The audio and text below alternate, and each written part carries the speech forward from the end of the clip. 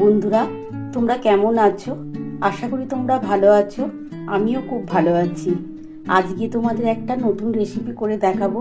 সেটা হচ্ছে মটন কিমার বড়া করে কিভাবে তরকারি করা যায় সেটা তোমরা দেখো। আমি মটনের কিমা করে নিয়েছি।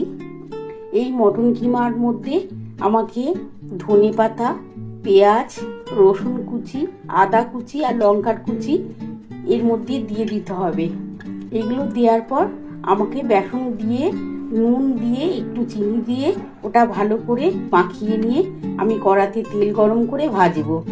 আর এই মটন কিমার তরকারি করতে যা যা লাগবে সেটা দেখে নাও। এর মধ্যে আমি আলু, রসুন, পেঁয়াজ কুচি, টমেটো, কাঁচা লঙ্কা আর ধনেপাতা তো দেবই। ধনেপাতাটা কিমার বড়া করতে দেবো। আর জিরে দেবো, গোটা জিরে বাটা দেবো। বন্ধুরা দেখো, মটন কিমার মধ্যে আমি পেঁয়াজ কুচিগুলো দিয়ে দিলাম, এই আদা কুচিগুলো দিয়ে দিলাম, এই রসুন কুচিগুলো দিয়ে দিলাম, ধনে পাতা দিয়ে দিলাম আর কাঁচা লঙ্কা দিয়ে দিলাম। এরপর একটুখানি নুন, একটু চিনি দিয়ে আর একটু বেসন দিয়ে আমি ভালো করে মেখে নেব। তারপর আমি ফিরে আসছি।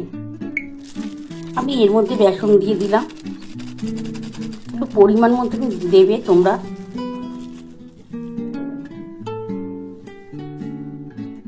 একটু হলুদ দিলাম,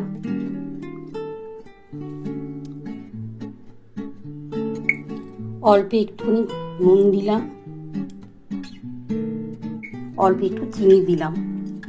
আর খাবার সোডা যদি ঘরে থাকে দেবে, না দিলেও কোনো ব্যাপার না।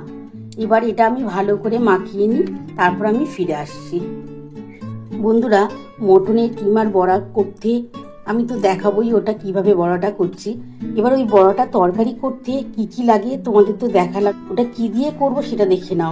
আদা দেবো, রসুন দেবো, অল্প একটু পেঁয়াজ দিয়ে দেবো, টমেটোটা দিয়ে দেবো, একটা টমেটো পুরোটাই দিয়ে দেবো, কাঁচা লঙ্কা দিলাম আর প্রয়োজন মতো আমি গুঁড়ো লঙ্কা দেবো, যেটা লাল কালার হবে সেটা। আর ওতে একটু জিরে দেবো, দিয়ে আমি পরে বেটে ফিরে আসছি। আমি অল্প একটুখানি গোটা জিরে দিয়ে দিলাম, দিয়ে এটা আমি ভালো করে মিক্সারে বেটে নিয়ে তারপর আমি রান্নাটা শুরু করব। বন্ধুরা, আমার মশলাটা বাটা হয়ে গেছে। কিমার বড়াটা ভেজে তোমাদের দেখাচ্ছি কিভাবে ভাজবো, তারপরে কিভাবে রান্নাটাও করবো সেটাও তোমাদের দেখাচ্ছি।